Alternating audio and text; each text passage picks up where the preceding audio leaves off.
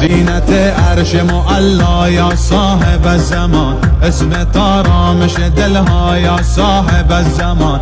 نوکر حلقه به گوشم از ازل الی الابد، ذکر اعجاز مسیحا یا صاحب الزمان. تکیه گاه دلم عزیزتر از مادرم، برشکستم بگیر تو زیر بال و پرم. مثل جدت حسن هستی امام الکرم. مدد عزیز الله منجی همه دنیا، العجل بیا آقا مهدی مهدی. معنی هر آیه رو سرم داری سایه، ایوانی مشایه. مهدی مهدی معنی هر آیه رو سرم